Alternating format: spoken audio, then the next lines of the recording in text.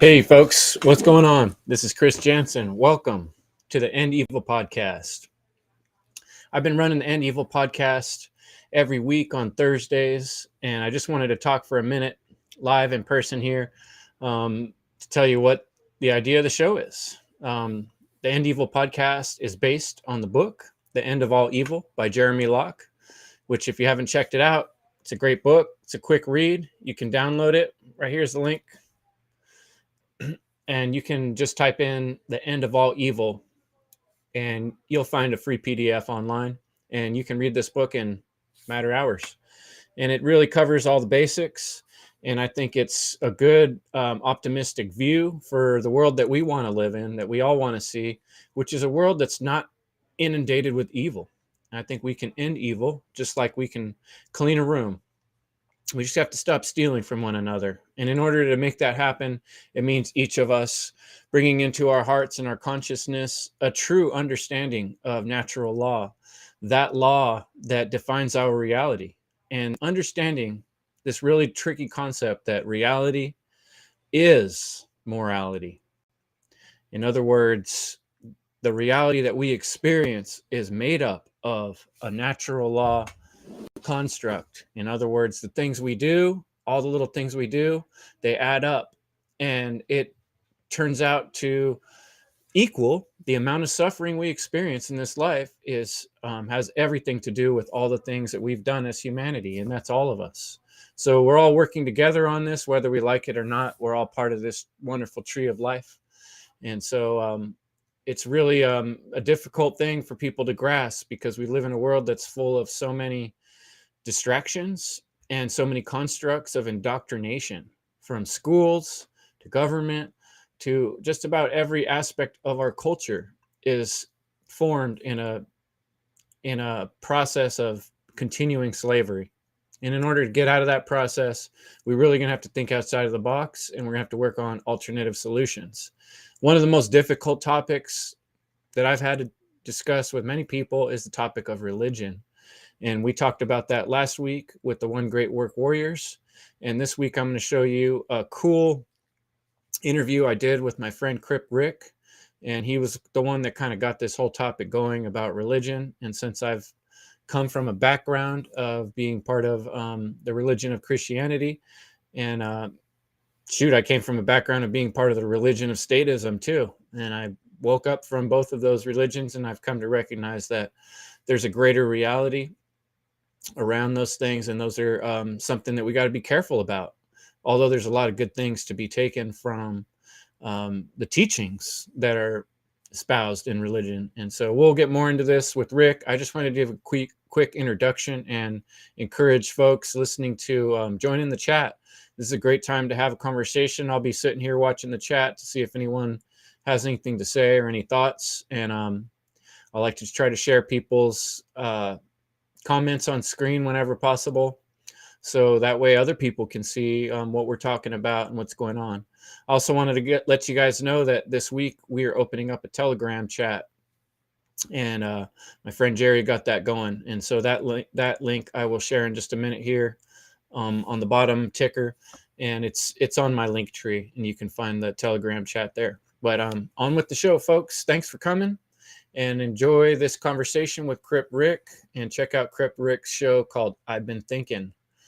Just a second here, and I'm going to bring up a quick little commercial, and then I'll bring the show on. All right, my friends, here we go.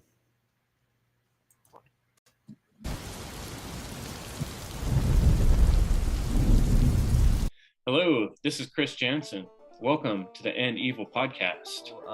It was a crazy year, 2020. I think everybody kind of was losing their mind one way or another. But if you're listening to this, you made it through. And they're making mistakes, and people are starting to awake.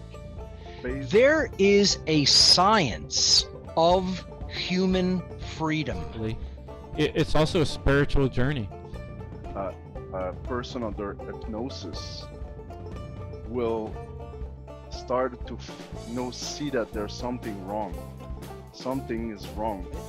It's great that you know what you've come to know, but until there's an outlet for that information and you start creating and putting your creations out into the world to teach other people so that they can become as knowledgeable as you. Life. What is encouraging life is good. That which takes away from life and growth and creativity is not good.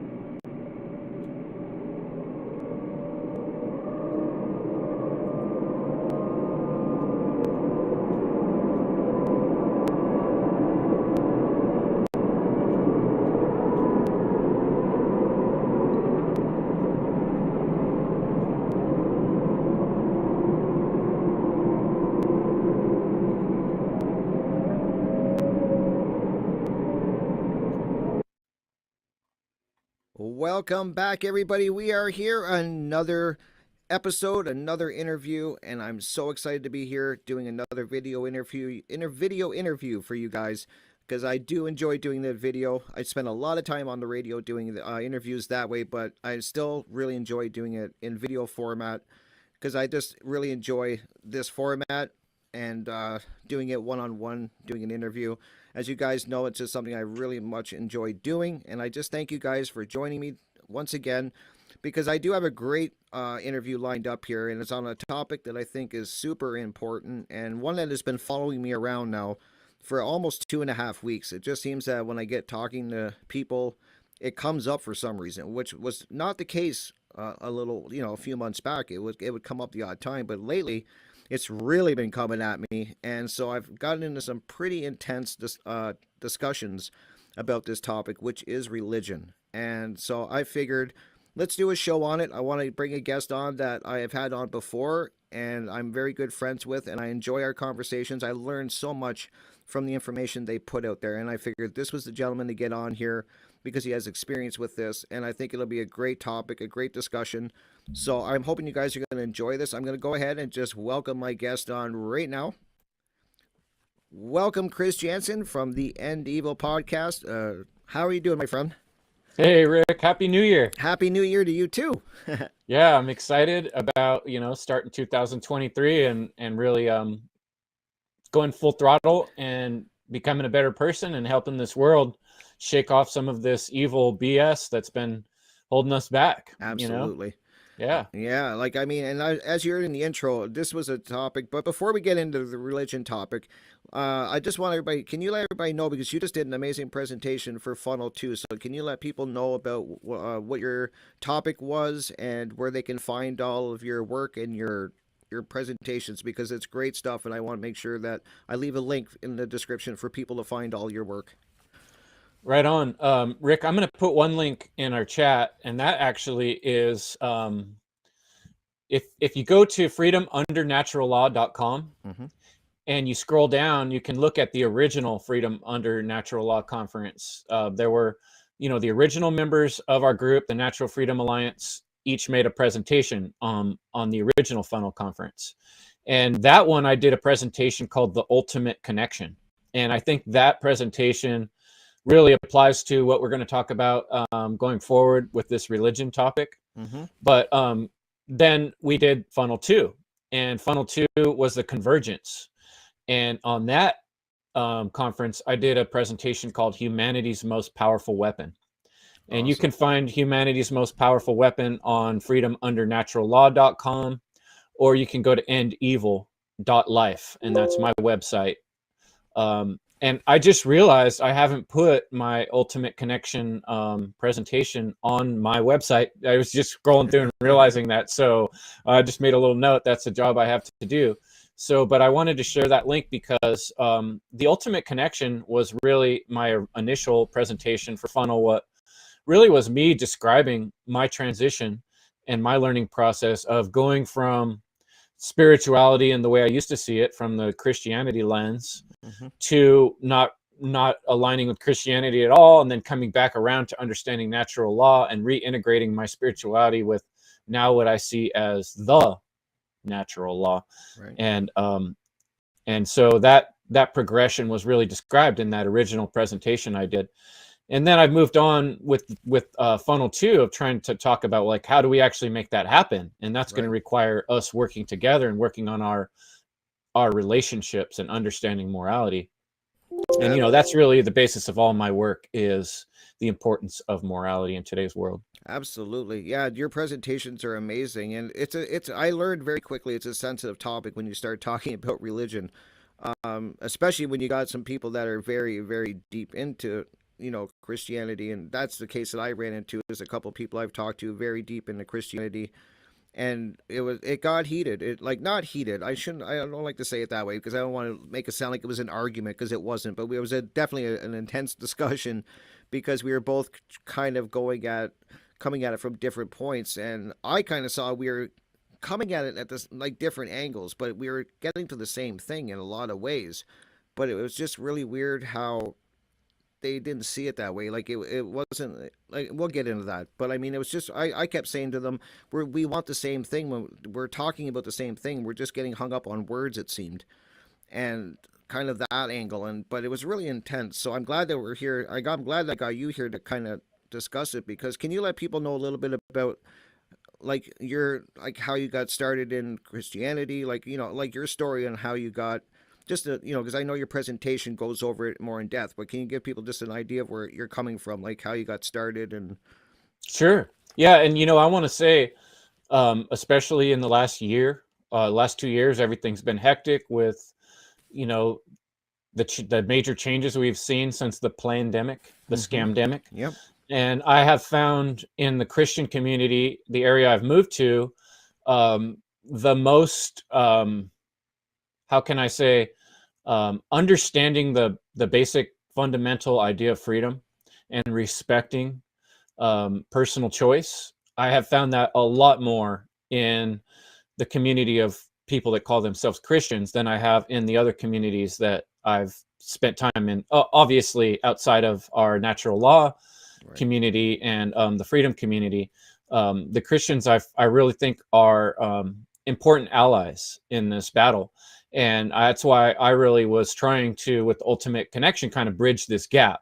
And I think, like you're saying, when you have a personal conversation with somebody, there's this built-in part of us that wants to kind of convince or change the other person. And that is baked into Christianity and every religious church I've ever been to. And I've been to a lot of religious churches.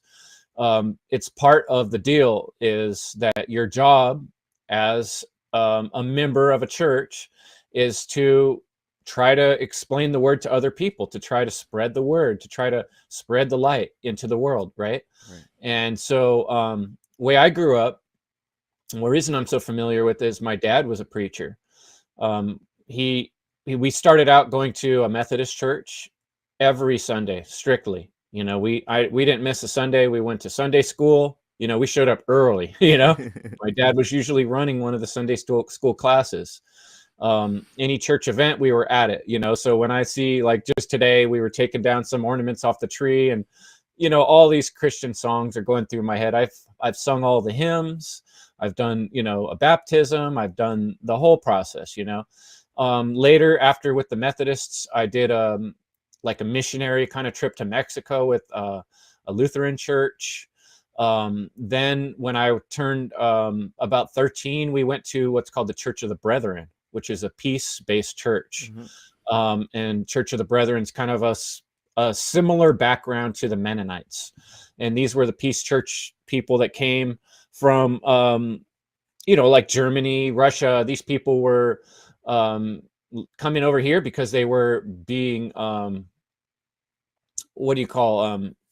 there was tyrannical forces that wasn't letting them express themselves and trying to force them to fight in wars and such, and they didn't agree with that. And that was, so my family background was kind of like the Mennonites and the Brethrens, and so I wound up back in the Brethren, Church of the Brethren, which was really interesting. And that was about the time when my dad had gone through school. He actually got his Master's of Divinity, and he was always, like, during this period of time, writing sermons. And he's not the type of person that just would talk about things on a superficial level. We had books all over the house. We had concordances, lexicons, and he would deeply dive into things. He's a very deep thinker. He loved, like, Alan Watts, for instance, and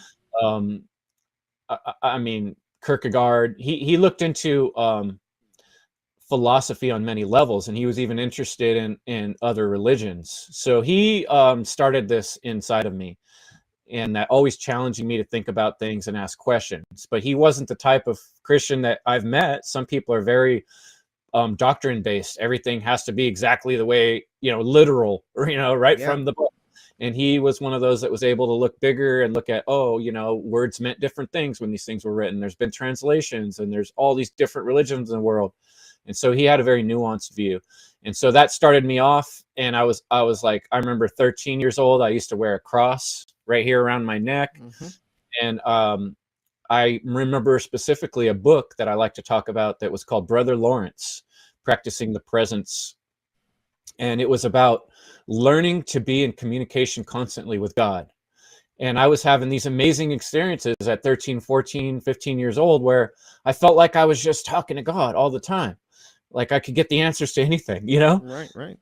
And so I had developed what people will say to you as a personal connection, you know, like when you meet these people on the street corner with the flyers, they'll be like, have you accepted Jesus Christ as your personal savior? What time and date? You know, they're very specific about it. Right. And I've been able to have conversations with people that approach me like that and said, oh, actually, multiple times I've gone through a process of metamorphosis, and they get frustrated with that answer. But what I've learned is there's a lot more to it than storylines, and religions are based on storylines and you accepting storylines. And what I've come to recognize over the years, breaking away from Christianity and looking at things from my own point of view, is that spirituality is something that each of us has to discover and realize and rediscover for ourselves.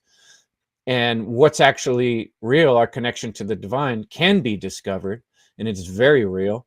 And I find, you know, many Christians that I speak with and know and that are still friends with, we have so much in common, and we can break through a lot of that, the divide, so you could say, just by kind of coming back to morality and what is right and wrong. And I think that is where we need to go with it, because we need to form connections with people in different religions. And it's important for them to recognize that what we're talking about is very similar. Exactly. And yet it is crucial that we also describe what this difference is between what we're talking about and what a religion is, and external religion versus internal religion. Right. And so we could break down that word a little bit, but just to finish up my background, you know, like, yeah, I was a hardcore Christian. At a certain point, I decided I don't want to be even called a Christian, and I broke away from that. And before that, I had traveled to many, many different churches. I've been in Catholic churches, Christian churches. I've been in what do you call the meetings where you just sit quiet and don't talk at all. Yeah. And that's is that Mennonite? The Friends. Anyway, I've been to a lot of different types of churches, and then I joined a volunteer service, which was part of Church of the Brethren. Did that for a couple years, and then years later, I've come back, and that's when I discovered Mark Passio's work, and his description of natural law, and going through all his podcasts really reawoken my what I called spirituality at that time, and now I call it the divine. And touching into the divine has been a better way for me to describe my spirituality than using the word God, because the word God gets confused with a being.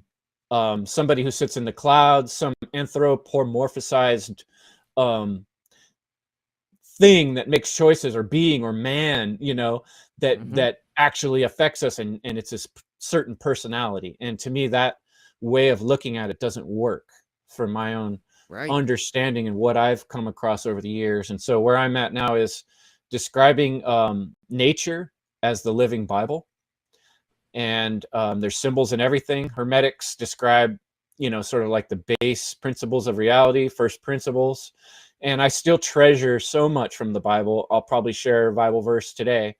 And I share so much that I love, that I learned in my times with various religions and Christianity. However, I think there's a very important distinction that we need to make today regarding how we look at and what our perspective is on religion, and how we tell these stories going forward. Definitely. Thank you. Like that's amazing. You're a seeker, that's for sure. Like that's what I take from what you're telling me. You're always looking for answers, and in that journey you've looked at so many different things. I kind of came at religion from a different aspect, as we were talking before we started filming, like recording this. My family, I went to, as I've told people many times, and I probably sound like a broken record, but went to a Catholic school for the first 8 years of schooling. And it was really weird because, and I've talked to my mother about this more specifically, because I always kind of found it weird strange that she did that, because we weren't a family that had a Bible in the house all the time, and we weren't, nobody was reading the Bible necessarily.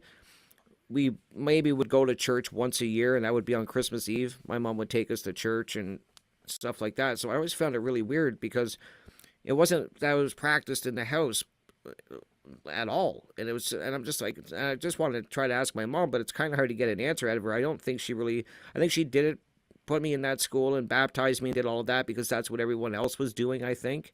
That's the best I can come up with. And so I was that kid in school, especially in the first 8 years, where I was like you, I asked a lot of questions. And when we were going through the Bible and stuff like that, we went through it quite often and would read passages and discuss it. And I had a lot of questions that the teacher and the priest didn't like, so I'd be in trouble all the time. But I was just questioning things, and that's just somebody, that's my nature. I like to question things and things that especially don't make sense. And then I found out very quickly that a lot of people don't like that, and that's kind of what I'm running into, Chris, when I talk to people about religion. When we get talking, they get really hung up on, as you were saying like God, the word God and stuff, and that's kind of what I was like. And I was like, okay, you call it God, that's fine. I mean, I'm never going to tell, but you call it, I call it the creator. That's what that's just the way I refer to it, is that the creator of everything, or the universe, or whatever you want to say. And they get hung up on the words.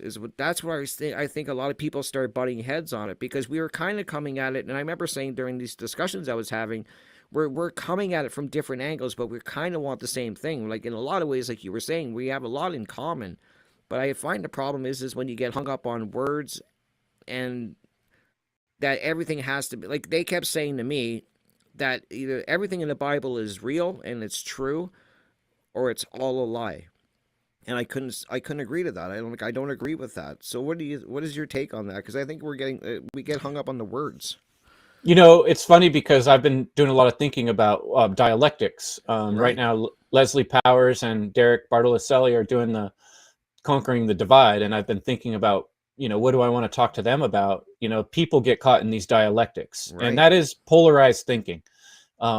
People tend to be in one side of the brain or the other, and fluctuate beside one extreme or the other. That's the whole, Pepsi Cola, Coca-Cola kind of, everything's totally opposite. We can't have, two thoughts in our head at one time that disagree, because that would, fry the circuits. It's very difficult for some people to have two different things in their head at once.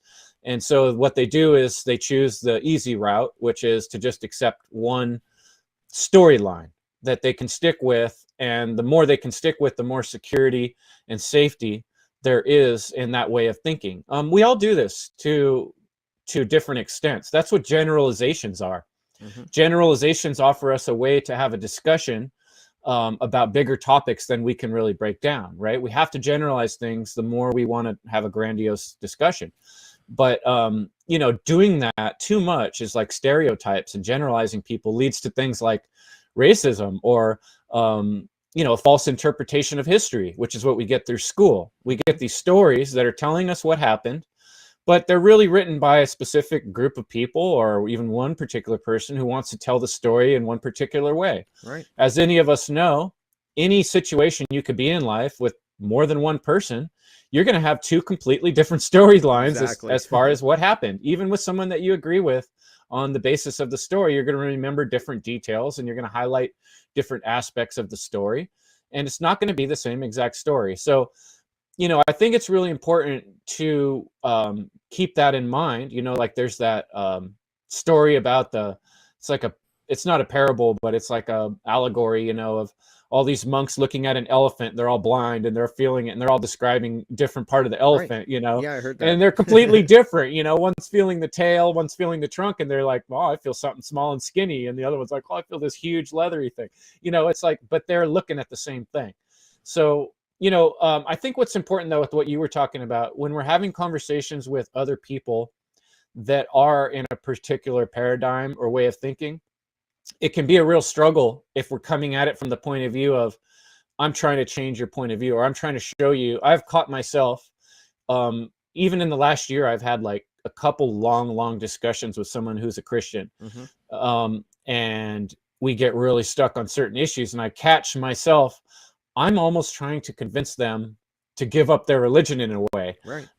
And it's more than a person can do in a conversation. you're asking someone to lose your religion, basically, or Mhm. to at least put it aside and try to look at things without it for a second. But the reason people can't do that is because that's the ground they're standing on. They from the way I was taught in Christianity, you're supposed to understand faith as something that you don't even possibly consider giving up. Right. You hold on to it so tight, it's your reality. You're right. And so it'd be like pulling the ground out from underneath you and all of a sudden trying to learn to live in the ocean after living on land your whole life. Yeah. You just, it's not a transition that can be made very easily. So I think personally, when it comes to actually having conversations with someone who's calls themselves a Christian and is very convinced that the Bible is the ultimate connection, Mhm. which to me is not the ultimate connection,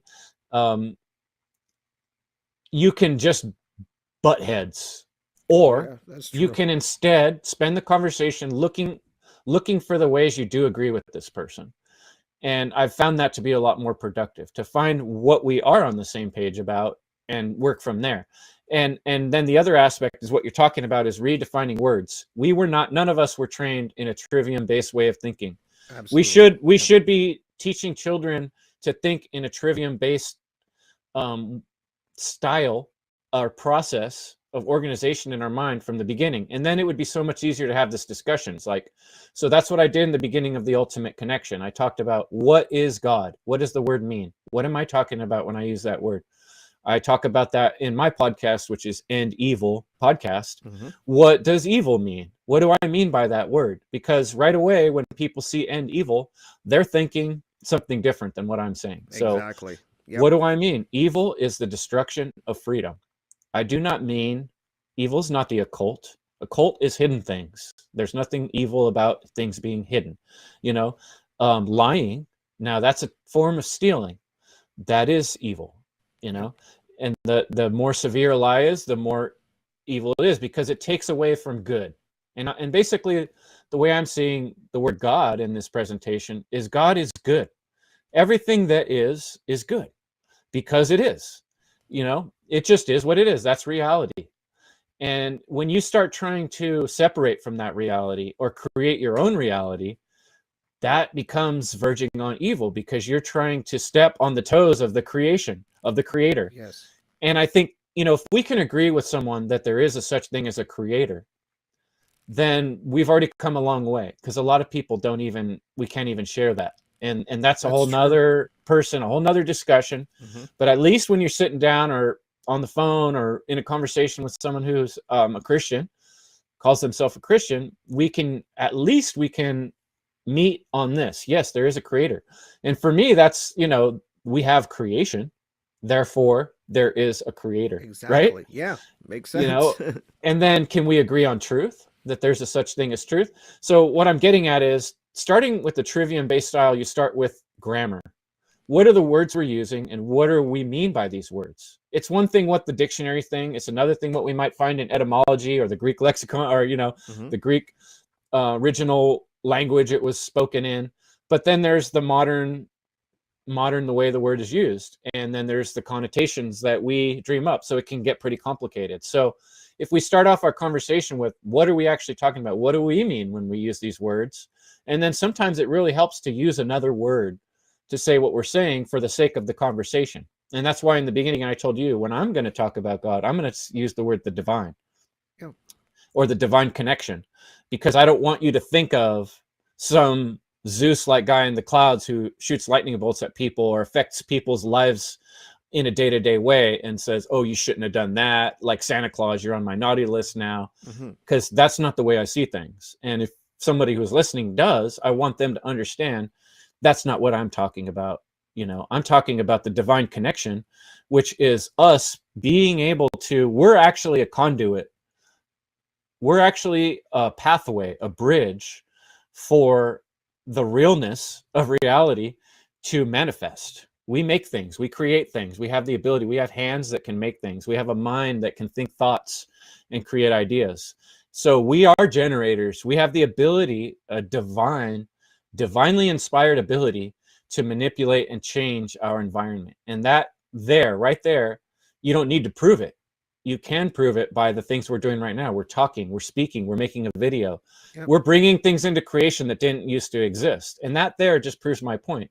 If there is a creation, there is a creator, you know? That's so And true. so if we can agree with those things to get started with, grammar, whoever's listening, that there is a such thing as creation, there is a creator behind creation, and that also there is something called the divine. Yep. And if we can agree on those things, we've come a long way. And that's a huge percentage of people that can't agree on just that. And those people are basically moral relativists from my point of view, even though they don't like to be called that, which is touching on Satanism. And those people don't like to hear that either, but it is the truth in terms of how I'm defining these words. Right now, someone else might define these words differently and say that's not the truth, and that's where there's going to be some gray area. Yep. But you know, so there is a such thing as truth. There is a such thing as a divine creator. Those are things I think we need to start with to have that discussion. Agree. Yeah, that's what I was trying to do in the discussions that I was having, because I was saying we were getting hung up on names and just words. And I was kind of doing what you were doing. I was like, okay, well, let's find things that we can agree on, which I think is so powerful, because that gives us a common ground when we find things that we can agree on. So that's what I was trying to do. But I tell you, Chris, it sounds easy to do, and it really isn't, because I know. talked for 5 hours with my friend and got hung up on just that we were going in circles, and I was very cautious not to try to, like, I wasn't like natural law is the way, you know, and trying to hammer, like, I wasn't trying to do that. I was just trying to say that we're kind of want the same thing, and it really, and I even broke down with the word religion, like where it comes from and stuff, and they just didn't seem to even want to have anything of it. So I think it's a tall order.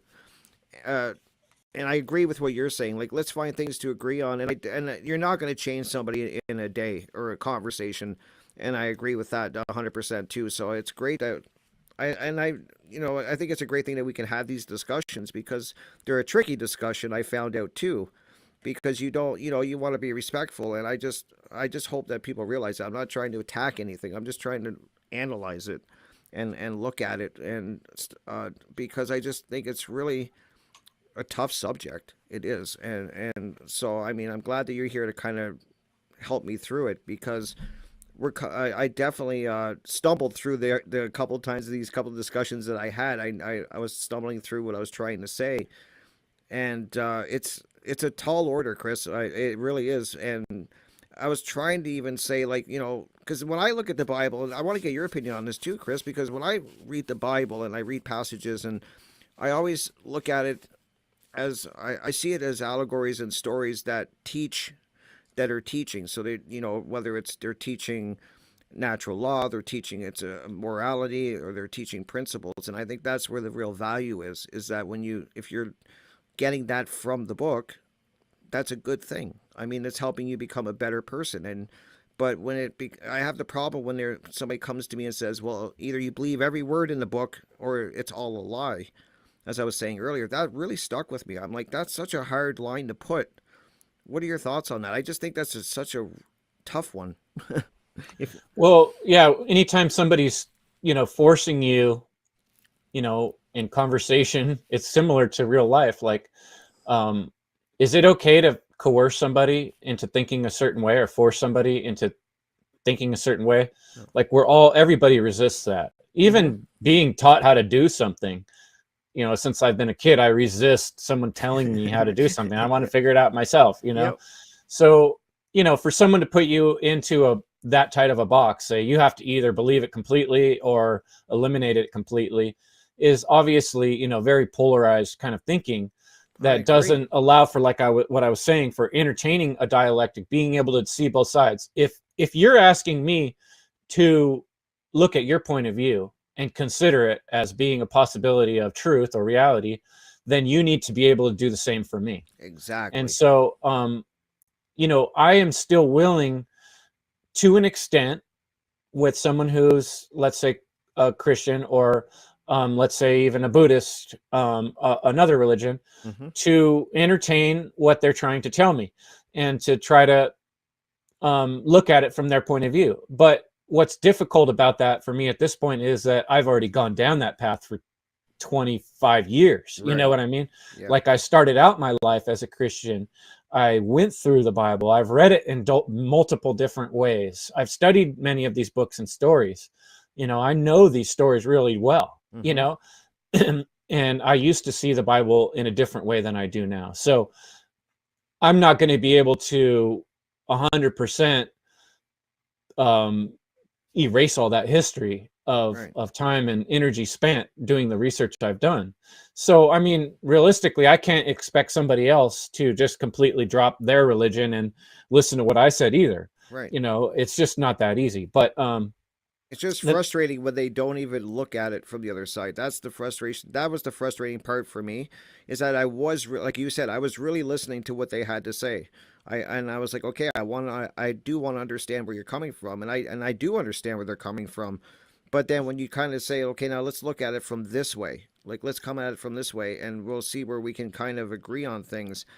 And they just, they just won't listen, and like they won't even hear you out. And I just think that's such a very limiting. Like, you're such in a tight box, like you were just saying. Like, when you put somebody in that tight of a box, which I think religion does, like an organized religion, I think it puts you in this box where you can't go anywhere and you can't explore. And if you're in that mindset, and that's where I kind of found the conversation was. It was like, okay, I understand what you're saying, I get it, and I respect it, and I love this discussion.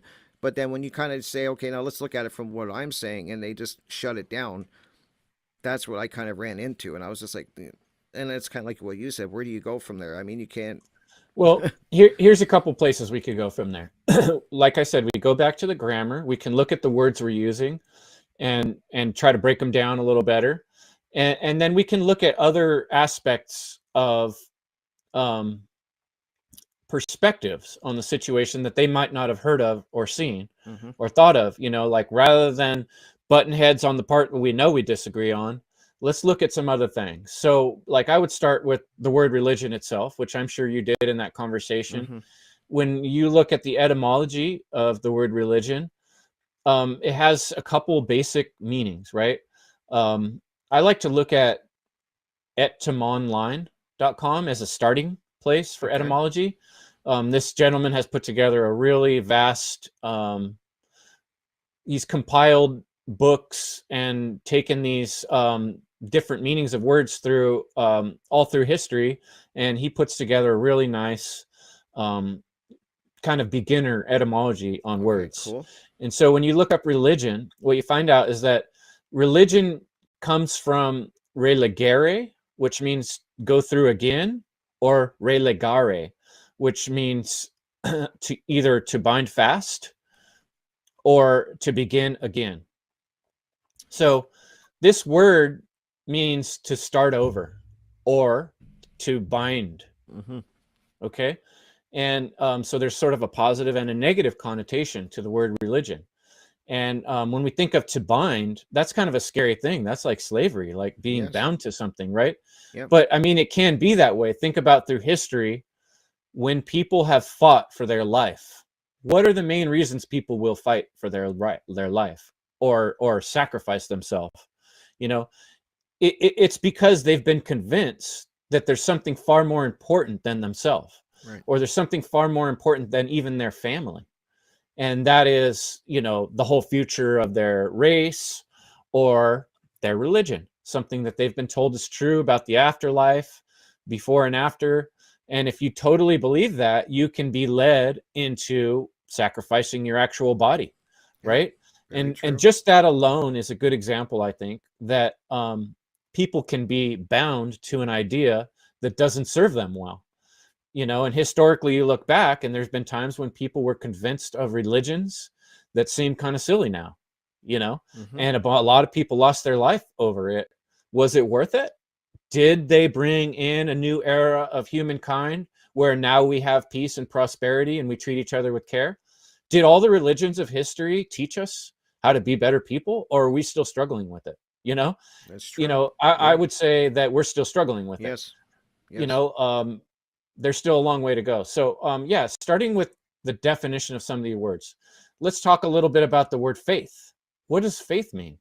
Like I said, most of the Christians in the church time I spent, when they were talking about faith, they were talking about taking something, a story, into your head, into your psyche, into your being, and accepting that story 100% Right. as fact without ever being able to verify it other than by feelings and by trusting people that are telling you this story. And so that's really what got me into this whole realization that external religions are based on storytelling. And that's a dangerous thing to base your faith on, is a story, because stories can be manipulated. And why wouldn't people with the need for power and the hunger for taking over other people's lives and resources, why wouldn't they manipulate you with stories if it works? Of course they would. I was trying And to that's explain what that. I was trying to explain that. I mean, I could put myself back to the days when I was totally calling myself a Christian, like I said, when I was 14 years old. And if I heard someone, I do remember someone telling me that religion is a way to confuse and control people. Mm-hmm. And it was hard for me to hear that. I was like, ooh, that kind of cuts into what I believe, right? It hurts to hear that, Mm-hmm. But when I actually thought about it from a logical point of view later, I'm like, well, there's a lot of truth to that, though, And so if you can't admit something and think about something because it hurts or you don't like how it feels, that doesn't mean it's not true. That just means you don't like it, or you don't like how it feels, or you don't like how it affects this thing you call your faith. Yeah. So I'd be curious, Rick, to you, what does the word faith mean? Faith to me. You're putting me on the spot. That's a tough one. Faith to me. Well, I love the book "The End of All Evil" by Jeremy Locke. Right. That's kind of what that's gave me the book. idea for the End Evil podcast, and that's where I get the phrase too. Evil is the destruction of freedom. Right. And the way he describes faith in that book is almost like you can imagine when you're a child and you're taking your first steps. Like, you don't know how to walk yet, but at a certain point, you have faith in yourself, enough faith in your ability to stand up and balance for a second that you take that first step. Okay. And yeah, sometimes you do fall down, but you continue to have faith in yourself to get up and have that next step, that you're gonna be able to do it. It's a trusting in your own self.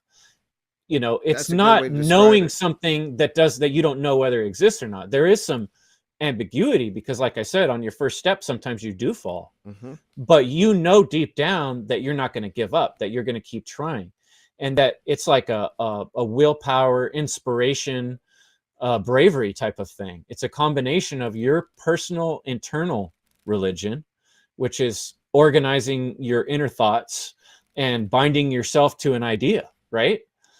So faith is something to me that's very personal and internal, not external. Like, I have faith, do I have faith in Rick that he's going to have an answer to my question, or that we're going to meet today for a conversation? Like, I wouldn't use that term to describe that. That's more like, I trust you. Right. I believe you're going to show up because you have in the past. Yeah. I have faith in myself. I have faith in my ability, but do I have faith that humanity is all of a sudden going to get better? I mean, that would be silly. That would be silly because I don't have any evidence to that. I don't have anything to back that up. So, I mean, faith is an interesting word, and I don't completely have the definition, but I do feel like the way it's used in religion is dangerous, because it convinces you that it's okay to believe in something, a storyline that you can't prove. That's what I was going to say. Faith, and that it's okay to do that. Yeah, they treat it as a belief, which is dangerous. Is what you're saying. I mean, think back to Santa Claus. That's a good point. We're just getting through Christmas. This is a perfect opportunity. Should kids have faith in Santa Claus? Is that a good thing? Why do we do that? Why do we put them through that? Why do kids get put through this process of basically all the adults in the world having this secret that they're sort of keeping from children, and they're using it to kind of like to get the kids to act better, to have better behavior leading up to Christmas? Or is it just fun to mess with their mind, and then later when you're 10 years old, be like, haha, it was a big joke. We were just messing with you. There's this not this fat guy that climbs down your chimney and brings you presents. It's really us busting our butt every day. You know what I mean? Like, why would we put kids through that sort of torture of convincing them that all the adults are lying to them? You know, is that a good type of thing to teach someone? And that's basically what faith is. It's convincing somebody that it's a good idea to believe in something that we don't know about, that might be very well be wrong, so that later you can have this terrible experience of realizing that everything you believed in was just a story.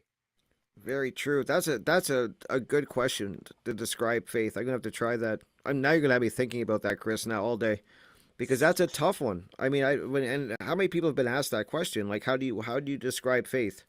Like, and I bet you a lot of people will be like, that's a tough one. Like, to me, when I hear faith, it's a belief. That's where like a leap of faith. You know, like when I think of that, I think of faith. Now you got me thinking. See, of faith, and it's a belief in yourself, I guess. Is that a good way to describe it, maybe? Well, belief is the next important word, you know, and they're closely related. And like, for me, like, I was just talking about with someone last night. I don't like to use the word belief very much. I'll use it in certain ways, like, I believe in myself. And that's kind of like what I'm describing as faith, is the knowledge that in the past, even though I've made mistakes, I always try to do better, you know, and that I recognize that I do have facilities that can gauge things, and that can, like, the simple one I think of is jumping from rock to rock across a stream. Yep. It's something I love to do.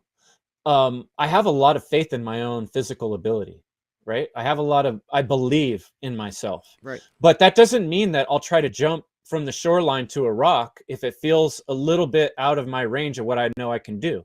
And I know what I can do from past experience because I jump on stuff a lot, you know? Yep. Because I've practiced jumping from rock to rock a lot. So I can stand on the shoreline and I can look at a rock and I can get a pretty good feeling in my body, like, ooh, that feels like a little bit out of my range. Yeah. I don't have faith in myself that I'm going to make that successfully and not get wet. Therefore, I'm not going to make the jump, right? I don't trust myself to do it. Right. I don't have the belief that I can do it. And its belief is not based on just imagination or what someone else told me I can do. It's based on my actual experience of what I've actually done and what I've actually been managed to do in the past. And that's a totally different thing. It's very personal. That's very personal. Like, beliefs don't come from external forces. They do, and that's where people get screwed up with them. But that's not the correct way for me to employ a belief, is to see it as something that's a real destination in life. You know, a belief is something that's very personal and inner work type of thing. I learn it by practicing it, you know, and confirming what I can believe and what I can't. I don't believe in somebody. If someone tells me a lie, I'm less likely to believe them the next time they say something. If they tell me two lies, I don't really believe them much at all, right? Yep. They become less real. So I believe in things that have a history of being true, you know? It's very simple. That's a science. It's not a religion. It's an inner religion, but it's not an external religion.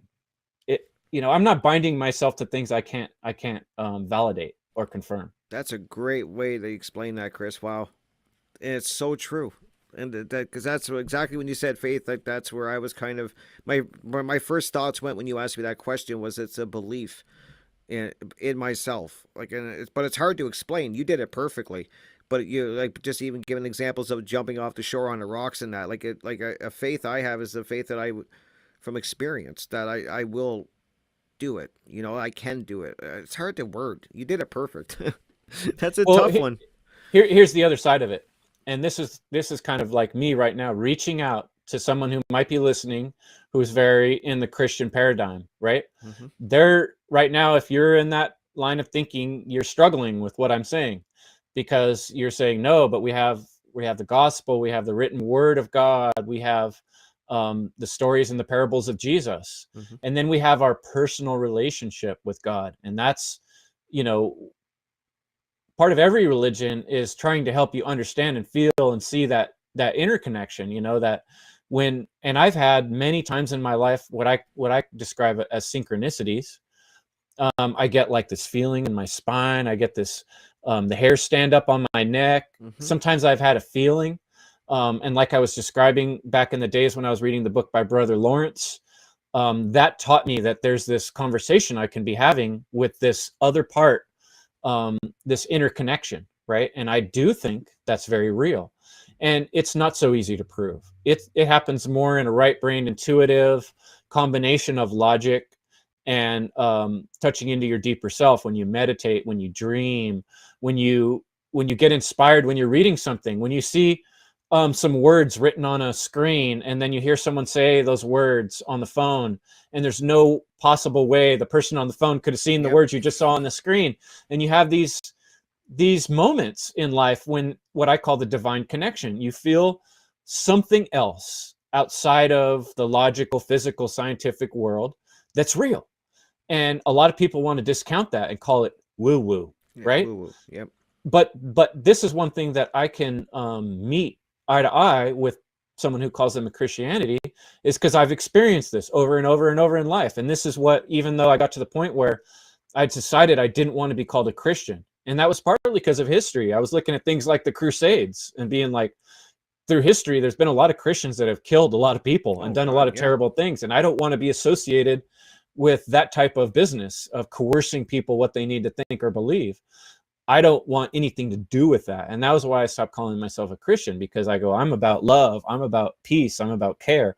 I'm not about destroying people if they don't believe, or dunking them underwater, because they don't want to go along with what I'm saying, so I want people to be able to think freely and come to conclusions because they're real and because they discovered them. And so that's really, I think, an important aspect is this recognition that we do have this divine connection and this opportunity to have these moments of inspiration and realizations and things that come from somewhere else that's hard to describe. And that's the realm that gets tricky when you're talking about faith and belief, because people will go back and forth whether are those things true. I heard God talking in my head, therefore it must be true, it was God. But how do you know that was God talking in your head? How do you know it wasn't a demon tricking you into thinking that was right? And there've been people all through history that said, God told me this, God told me to go kill all these people, and someone believed them because they said God told them. That's the voice of the divine. How do we know when we're having a real connection, and when the inspiration that's flowing through us, or these feelings we get in our body and in our psyche, are actually real, and that they're actually leading us in a positive direction? Very good point. Yeah, very good. And I'm glad you brought up the devil. We're gonna have to touch on that, because I'm just going by. I'm glad you brought that up, because I think I would have forgot, because it's a key point of the discussion that I was having with a couple people. We got it. We covered it. This was like a 5-hour conversation, Chris. We went into every aspect of like you could think of with Christianity and right and wrong and everything like that. But you bring up great points, because that's what I always felt too. The problem I had with religion when I was growing up was I didn't understand why I had to have a priest tell me. I had to go to a priest, go to a building, a church, and then go to the priest, and I could talk to and I'm only going by what I was taught, so I don't want a blanket statement saying that this is everybody's experience with religion. I can only speak clearly for what I went through.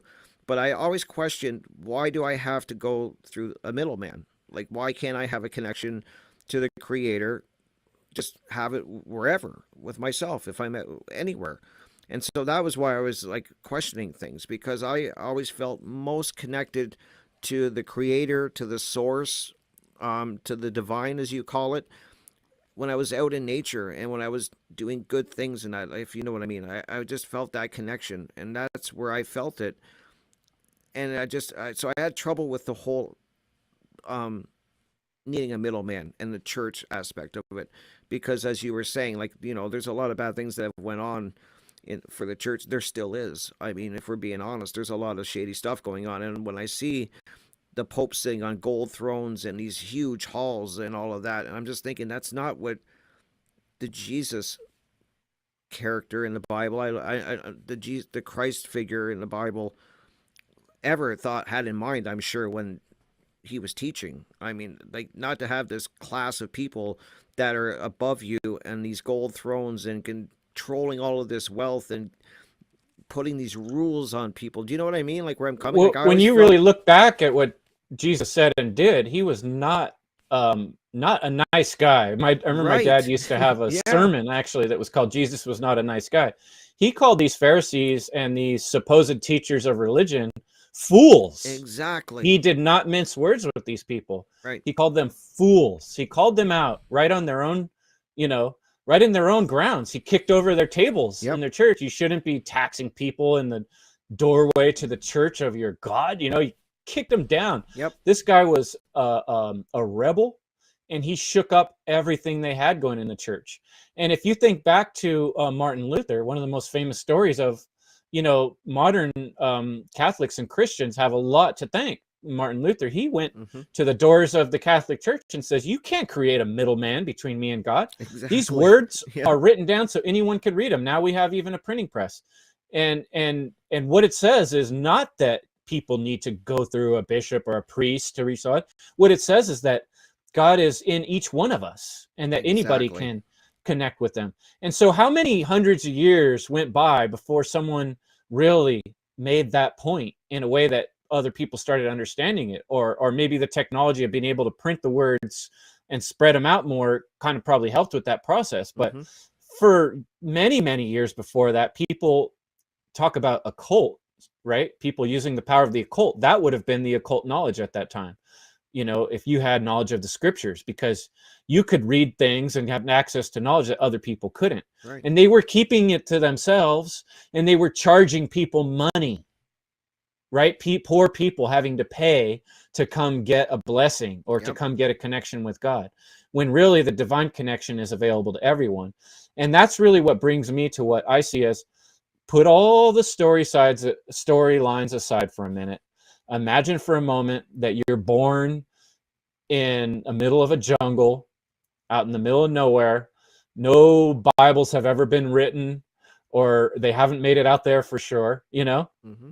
and you're just a little tribe member born into this world, and you're just living.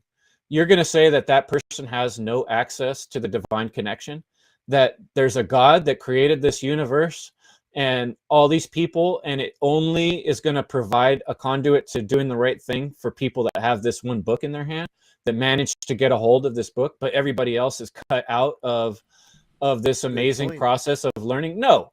And here's how we can really get to the bottom of this. What I call the Bible, the living Bible, is nature. And Exactly. I was Yep. really influenced by Mark Passio's work on Neter, Neter, which was the Egyptian word for God. And when you think about it, nature being God's tapestry, reality itself, you can see it reflected in everything in nature, is a reflection of reality. There's shapes, there's sacred geometry in it. Trees grow in a certain way. When you stand on a mountaintop and look at the beauty and the wonder of it, it stirs you deep inside, right? Walking in nature is where I get a lot of my inspiration. Me Every too. poem or song ever written uses nature as the metaphor or allegory to describe more difficult topics. Hmm. So the Egyptian word of neter, to me, is a better way to look at what is the divine, what is God. It's our connection to the tapestry of reality, to what is, right? Take away all the storylines, that's all it really is. It's life itself. It's the generative process of growing, of changing. Anything you add to it is a storyline that you're making on top of that, right? That's right. Yeah, exactly. And that's why I'm glad you brought that up, Chris, because that's where I always felt that I was most close to the source, or to the divine, was out in nature. Like, I mean, in these moments, and not even in nature.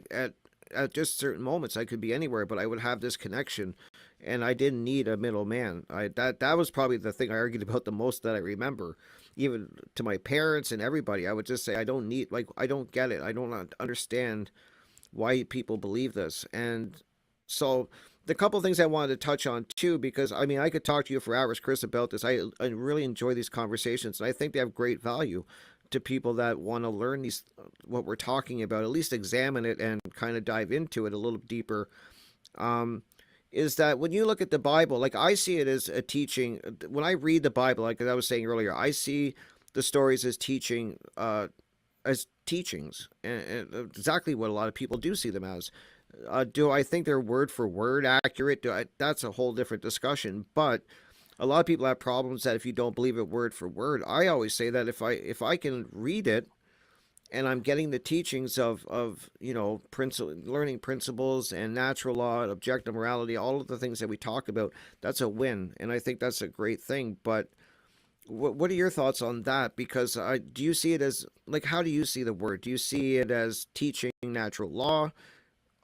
Like, where are your views on that? Because the one thing that the discussion, where just to end on this, when we had the discussion, I was trying to explain natural law, and like that's what I get from the teachings of the Bible, and then they threw at me that there's nowhere in the Bible where it says that natural law, and I was like, that's not a really good argument. I thought, I kind of giggled. So, what are your thoughts? Because I'd like to get your opinion. Well, kind of like rights. Where does truth come from? Do rights come from the Constitution? Does truth come from the Bible? Do rights come from the Bible? So does that mean before the Bible was written, there was no such thing as truth, and there was no such thing as law itself? Mm-hmm. Did those things, the advent creation of law, begin at the writing of the Bible?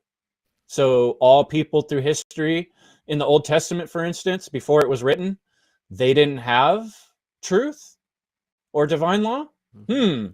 Boy, that's kind of weird. That is weird. Does that make sense? What I took, here's a quote from the Bible. This is from Perfect. Matthew 7:16. A tree and its fruit. Beware of the false prophets. They come to you in sheep's clothing, but inwardly they are ravenous wolves. By their fruit you will recognize them. Are grapes gathered from thorn bushes, or figs from thistles? Likewise, every good tree bears good fruit, but a bad tree bears bad fruit. So right there in the Bible, in Matthew, in the New Testament, we're talking about false prophets, and it's a huge warning. It's saying, watch out for wolves in sheep clothing. And what is the allegory of a wolf in sheep's clothing? So how else is the devil going to come to you and trick you, but through words and acting like he's on the good side, right? Or Right. she, or whatever the devil is. This, Yep. it's going to trick you. So the message here is don't be easily tricked. And then it goes on to talk about fruit, right? Allegories, like I said, every song, every poem in history always uses nature, because nature is the reflection of the divine reality. Right. So that's what we can use to kind of make some understanding of things, like hermetics. That helps us break things down and understand things. So he's saying, what do you do when we're in this world where there's all these false prophets or people telling stories, right, to trick you? Yep. Right? You judge them by their fruit. You recognize the truth of this reality, that figs don't grow on thorn. So we can't get fruit. We don't get live things from dead things. You know what I mean? Yeah. There's some very real things we can look at in nature. We can look at in our own body, and we can experience, and we can use those things to kind of like extrapolate a little bit, right? Yep. So I'm getting a little stuck now, but I think that's my main point there that I was wanted perfect. to make. Yeah, that was Again, perfect. even the Bible's telling you, look at nature. It's telling you, watch out for people trying to trick you. Right, and then now that's a great segue, because I was gonna, like I said earlier, I want to talk about the devil, because this came up, and I would imagine that some people listening to this would say what they're talking about is exactly what the devil would do. The devil would tell people not to. I want to make sure I word this right, and please help me, Chris, along with this. But I think people are going to get what I'm kind of coming at. But I've had people say that this is what the devil wants. He wants you to have these discussions. That's how he's inserting and breaking you away from God. That's what that's what I was told, is that this discussion that we're having would be the work of the devil. He wants us questioning the Bible. He wants us questioning faith. Everything that we're talking about right now would be considered the work of the devil. My question is, what you think about that statement, and what do you see the devil? Like, I know a lot of people see the Hollywood version or the biblical version, guy with horns, tail. It's a tough one, but what do you think? Because I know I've had people say that this discussion we're having is exactly what the devil would want. That's how he's getting in. Right. And that's, it's going to be tricky for anyone who's going to say that all truth comes from the Bible, right? If you think all truth and all reality come from the Bible, that the Bible created this reality, or that everything started at the point when the Bible was published or written, or I don't know exactly what point, that it can't be real if it's not in there. That's a very difficult viewpoint for me to work with, because that would mean that, like, the devil, for instance, only exists in the way that the Bible talks about the devil. And I mean, what's weird is the Bible doesn't really spend a lot of time describing the devil. It's almost hard. I mean, now that I think about it, I would have to go through my I have a Bible with all the tablature. I mean, a study Bible that I could go through and find everywhere where it talks about the devil, and I'd be curious to do that. But me too. I'd like to hear that. Again, like, for me, if we're defining words, I'm not going to anthropomorphize this evil, like, into just one entity. Is there some evil entity on the earth or in the universe? I don't know. Maybe it's all accumulated in one thing, but I kind of don't see it that way. But for all practical purposes, when I'm talking about evil, what I'm talking about is the destruction of freedom. Right. So when we're born into this life, we have this body, right? And it's inherent. It's divine. It's not our choice to put ourselves in this body. Maybe it is, but we don't know that for sure. We just know we're here, and I can move these digits, I can move these fingers, I can move these eyes, but that's mine, right? So when somebody else tries to take that away from me, that becomes evil, because it's not theirs to take. Right. That's the way the universe and just whatever, happens to create us here decided to do it. It didn't give us ability to control other people's body, unless we get some complicated technical device and we try to implant it in their head or something. That's evil, because we're trying to create a reality that the divine, the God, the natural process didn't create. It didn't give us these abilities to own other people. That's that's like an invention that we're trying to make work, but it's actually evil. So from my definition, all evil is the destruction of the good, and the good is just doing anything that's not harming others. That's all good. Like what I say, all good, right? All good. It's just not hurting others, not purposefully lying, not purposely stealing, not raping, any type of taking of the generative force of reality, of nature that's trying to grow, and you're trying to diminish that aspect and create something all your own that you can control. That's what evil is from my point of view. Right. And this whole idea of the devil, it gets pretty silly, because honestly, what's funny to me is not funny. A lot of people that I've had these discussions with when I was part of Christian church don't actually believe in the devil. Interesting. Yeah, it's amazing how many people don't actually believe in the devil, because it seems like too silly of a, it's not well defined in most churches either. What are we talking about here with the devil? You know what I mean? Yeah. So I'm not talking about an actual being. Right. I do think that there might be some sort of really evil being on this planet that is causing a lot of problems. It's been around for a really long time. That's a possibility that I'm willing to consider. Too. But I wouldn't call that the devil necessarily.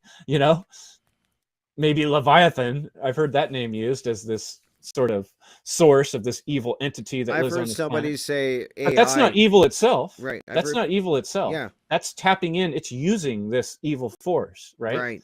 And evil itself, when you really zoom out, and I'm not in my human body now, and I'm just interplanetary perspective, evil's not bad. It's a natural thing. There's going to be this ebb and flow of people doing terrible things to other people and then experiencing the consequences. And when you look in terms of an era or an epoch, that's not really bad. That's just how things work. But when you're in a human body, and you're experiencing the effects of evil, it's terrible. It could mean Exactly. you're dead or murdered or raped. So, the word changes depending on the perspective you're looking at it from. When we're talking about the yin yang and good and evil from a grandiose perspective, nothing's bad or good. It's just light and dark, male and female, different aspects of a wavelength. You know what I mean? But when you zoom into your own body and you're living a personal experience as a being, now it has a different feeling and meaning to it. It's like being in the third dimension versus the sixth dimension, Right. Yeah. And so what evil means in a real practical sense in being in a body is you're losing rights. Things are being taken from you. Things are being stolen from you. Things are being ripped away that shouldn't be ripped away. Someone's trying to take your hand. Someone's trying to take your body. Someone's trying to take your sexuality. Someone's trying to take your interpretation of reality and skew it into a false interpretation of reality. That's what evil is. That's the way I see it. That's a great description too, because that was the one that you asked me in one of our first interviews too that I did with you. You're asking me like, what is evil? Like, and I remember asking you that too, and then I was like, wow, like a lot of people don't sit down and actually think about the word itself and then what it means. So I love when you do that. Now you're gonna have me thinking about faith all day. Trust me, Chris, when I say that, I'm gonna be like examining faith and just the word itself, and I'm glad that you did that because it's important. But I do while you're on the word faith, I did have the etymology of it in front of me too. Oh, perfect. That'd be great. Where did I put it? I had it right here. Too many windows. Have faith, it'll be there. Yeah. Well, I'll just pop it up again real quick. But basically, here it is. Yeah. Faith, to trust, confide, persuade.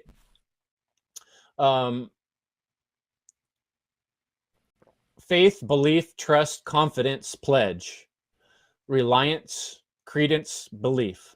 From fidere, to trust, right? So confide or confidence is an interesting thing that comes up in there, and that's kind of what I was describing. The way I like to use the word faith is more like having confidence. That's a good, confidence. Yeah. And it's something that's built on reality. It's not built on complete imagination. There's a little bit of imagination and creation involved. Hey, I'm going to try to jump further than I have before. You're building off of your past experiences. Right. You're believing in what you know. Yep. And you're building on it just a little bit. You're taking a little leap of faith, right? Yep. That's really cool. That's cool that you brought that up because that said a lot in those descriptions. And I like doing that. I love looking up words too.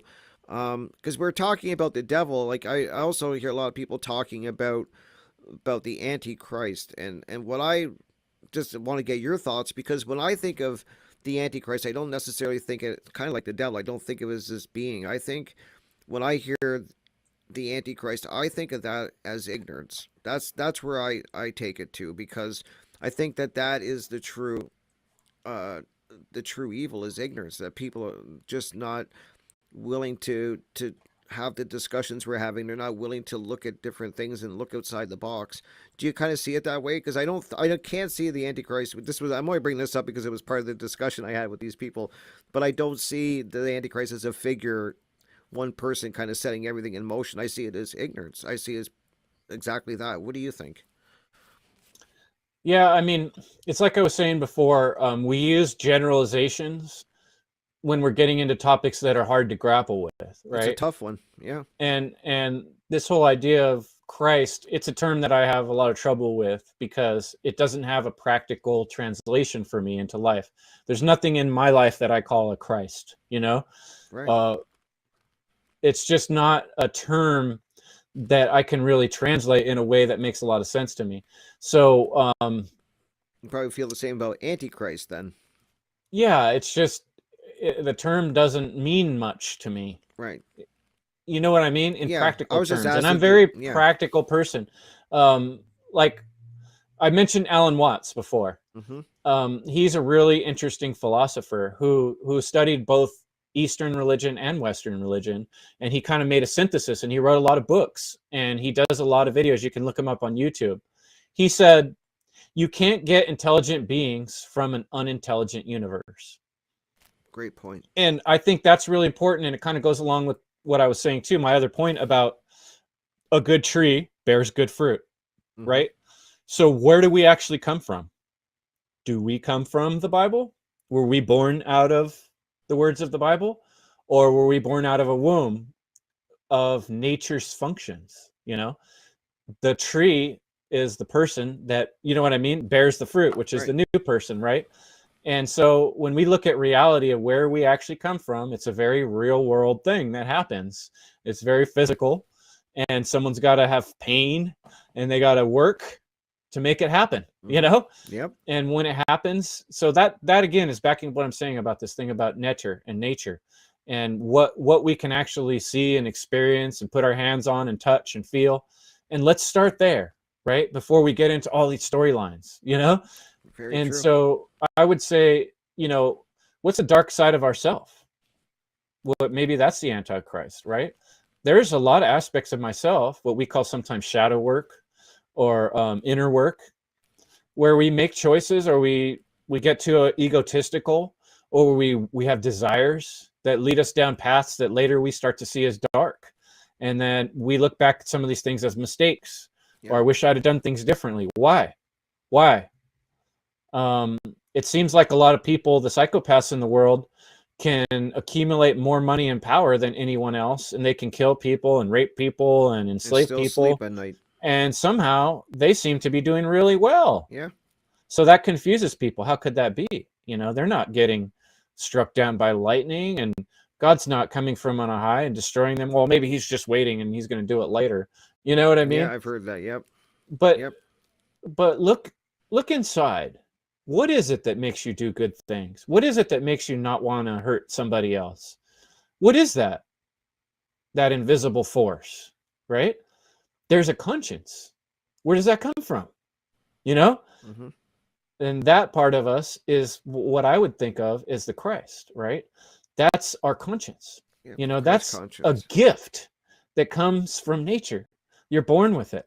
It's in all of us. I don't know. Maybe there are some beings or people on this planet that don't have access to it, and maybe that's part of the problem. I'm not sure about that aspect of it. But I know in me, there's something that's always been there, and I see it in children and even dogs. Yep. They Like don't cats. want to, Yep. they want to do things right to an extent. They're a little different than humans, but it's pretty similar, Yeah.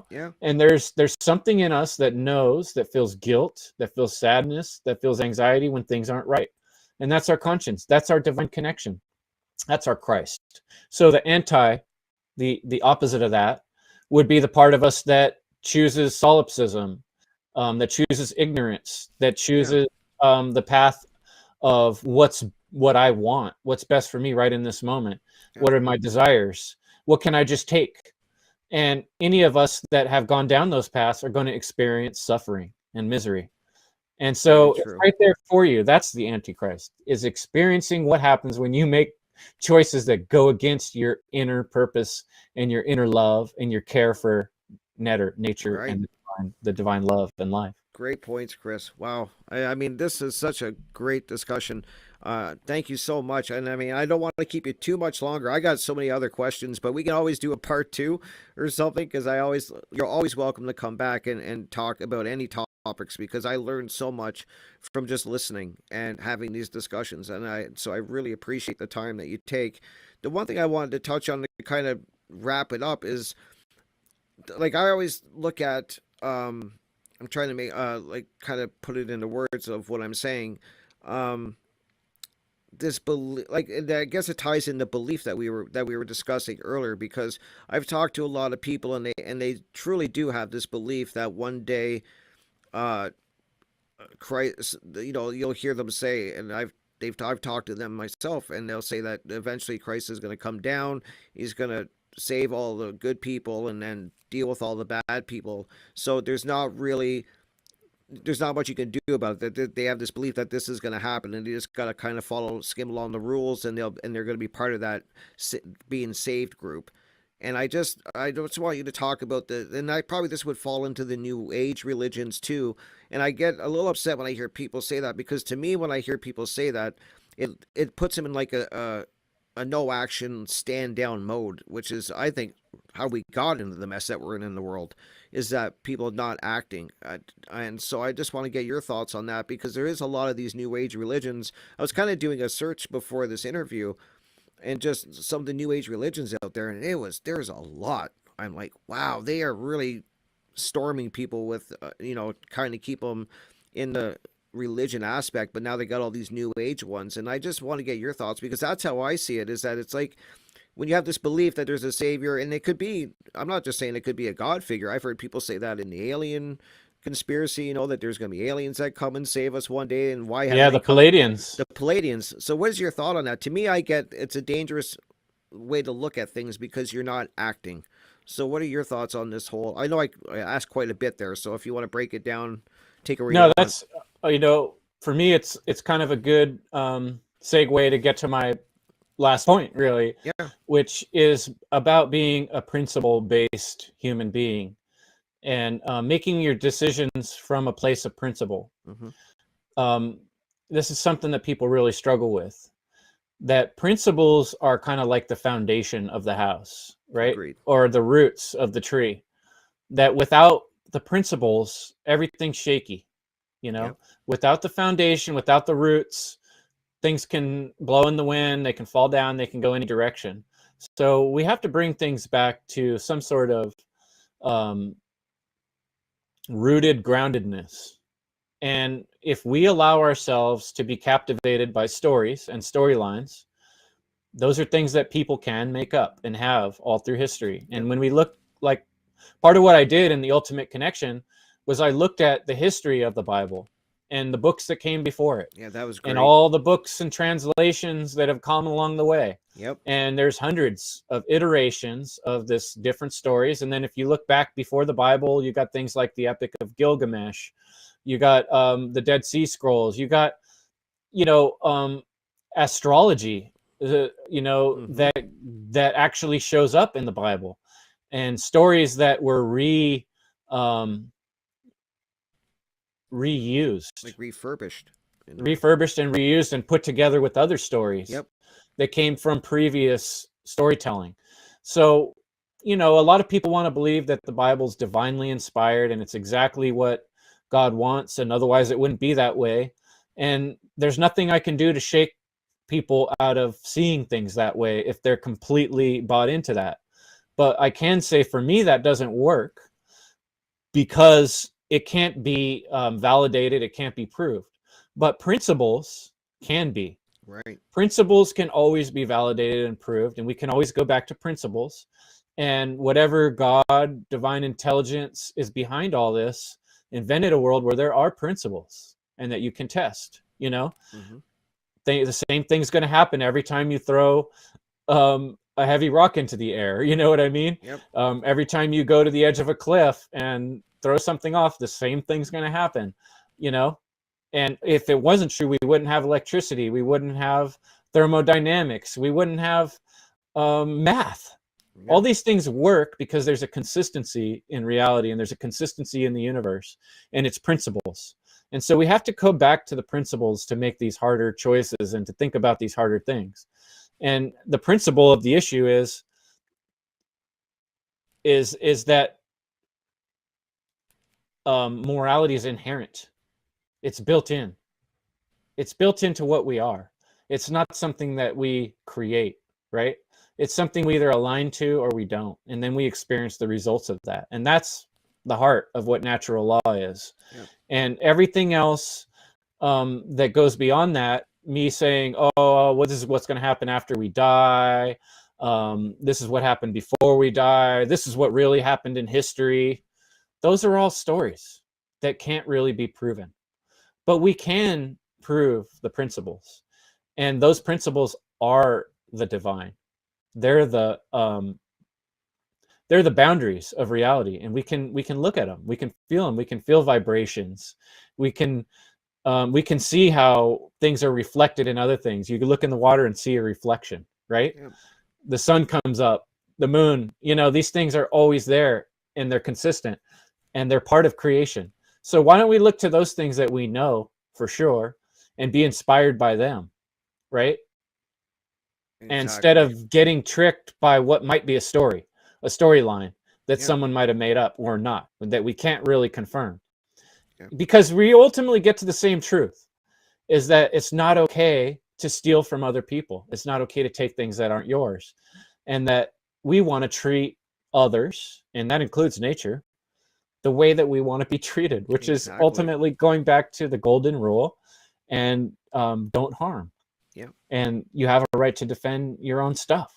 You know, it's Yeah. really pretty simple. We can agree on those things. And even if you do want to be stuck on believing in the Bible's the literal truth of everything, well, you can keep believing that, but it might lead you into situations where you break that natural law rule, where you think it's okay to steal from someone because God told you to, or God told somebody else to tell Great you point. to, right? And if Yes. you're in that state of mind and you're manipulatable, then the wolf in sheep's clothing has every opportunity to trick you.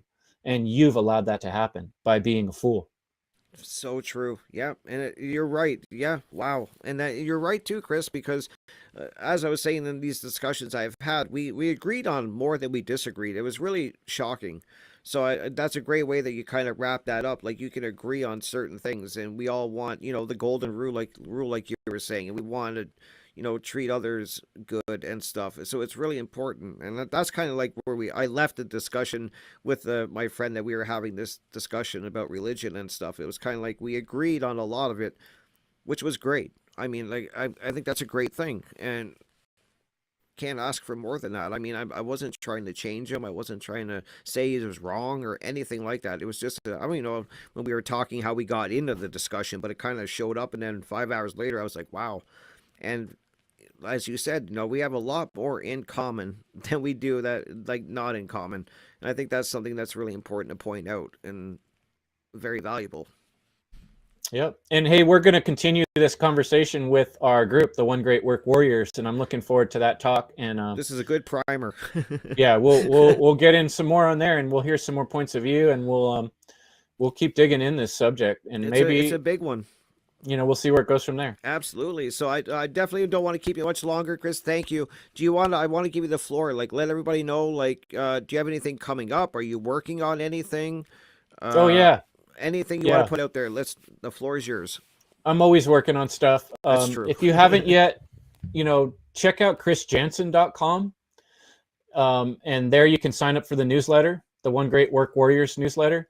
And this year I'm really committing to working harder on that. I send out little emails, and I just, I do little talks, and I want to share more of other people's work in the future on that email newsletter. And that's also a way to kind of keep up with what I'm working on. And I'm going to start infusing a lot more what we're working on in the One Great Work Warriors in that newsletter. So go to chrisjansen.com and put your email in there so you can be part of what's going on there. And then endevil.life is where I house my podcast. There's always episodes that I haven't put on there yet because I'm kind of always catching up. But, you can follow my link tree. I have Facebook and YouTube and all that. And One Great Work. One Great Work Network. Sorry, yeah, blanked out, brain fart. Yeah, One Great Work Network. You can look me up, Chris Jansen there. Most of my work's there. But I really want to send people to freedomundernaturallaw.com because we're gearing up now to start working on Funnel 3. Amazing. Yep. And it's starting to come into focus, and we're working on that. That's going to be later this year. And so there's going to be a lot of information coming on about that. But you can go to freedomundernaturallaw.com. You can join the newsletter there. Cool. And you can see all the presentations. The Ultimate Connection that I was talking about is listed down there from Funnel 1. And then the teamwork episode I did in Funnel 2 is there as well. And Rick's work too. So yeah. Awesome. Yeah. And can you just let people know, though, because you're talking about the One Great Work Warriors, and that's really new actually for all of us. Can you kind of let people know a little bit about that? Because we've already done a couple great talks that I've got great feedback from. People are really enjoying the discussions that we're having. So can you let people know a little bit about what it is, how it started? Yeah. I mean, I started off on my podcast is looking for other people with like minds that wanted to do the work that you and I are doing, Rick, and that we're, interested in working together. Because I did that presentation called Humanity's Most Powerful Weapon, where I was describing really, if we want to make a change in the world, we're going to have to work together.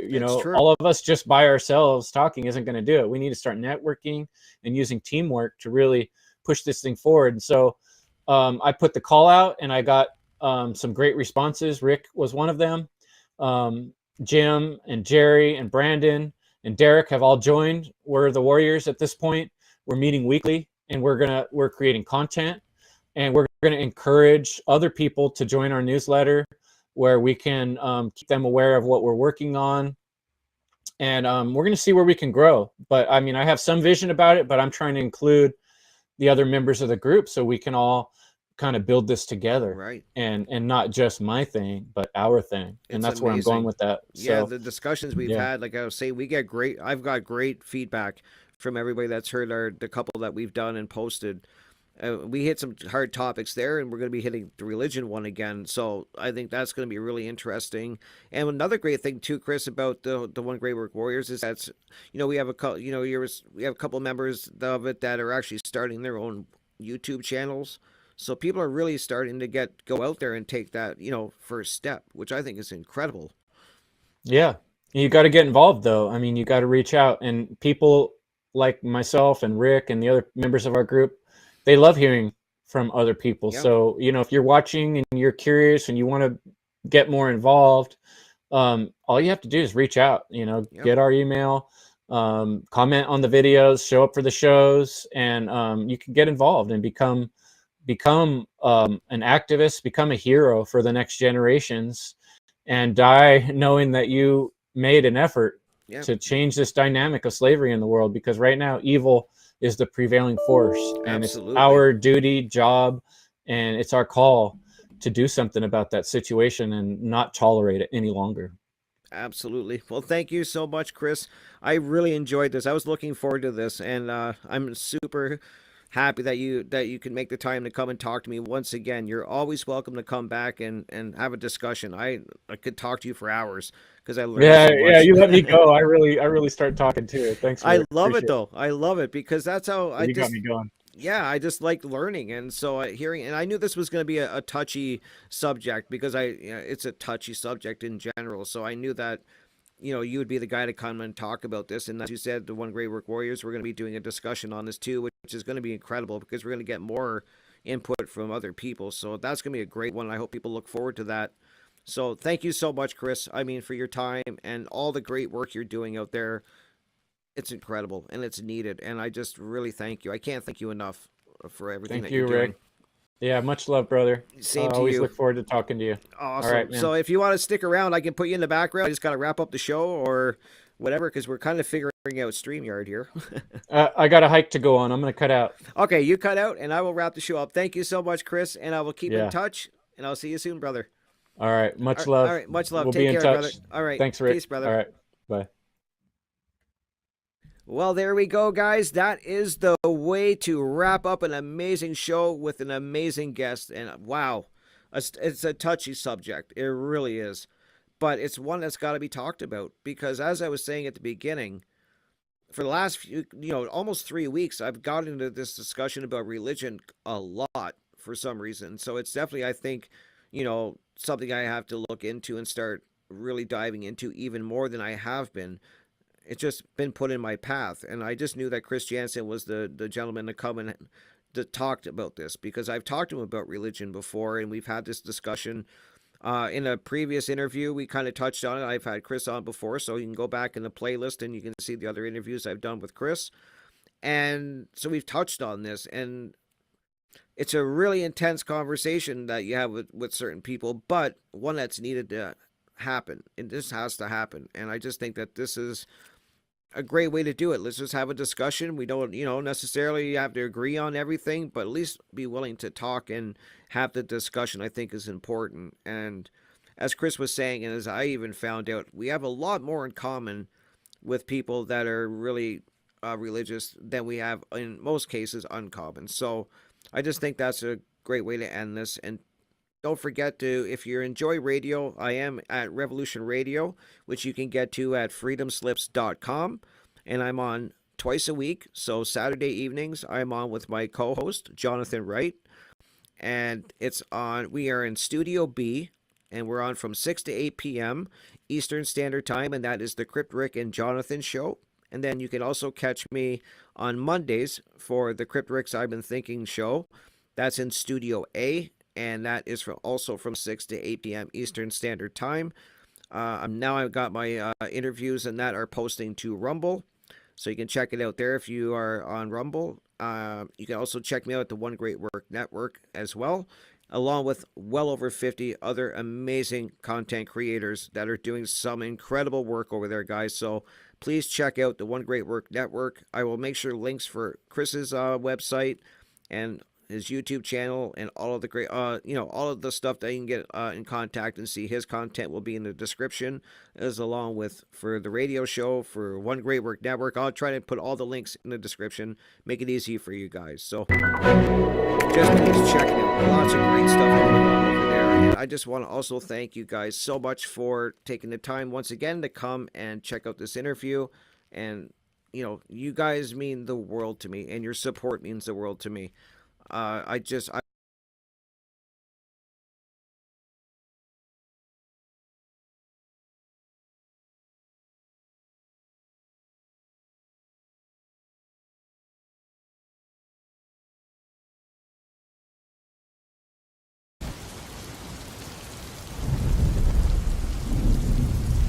Hello, this is Chris Jansen. Welcome to the End Evil podcast. It was a crazy year, 2020. I think everybody kind of was losing their mind one way or another. But if you're listening to this, you made it through. And they're making mistakes, and people are starting to awake. There is a science of human freedom. It's also a spiritual journey. A person under hypnosis will start to see that there's something wrong. Something is wrong. It's great that you know what you've come to know, but until there's an outlet for that information and you start creating and putting your creations out into the world to teach other people so that they can become as knowledgeable as you. Life. What is encouraging life is good.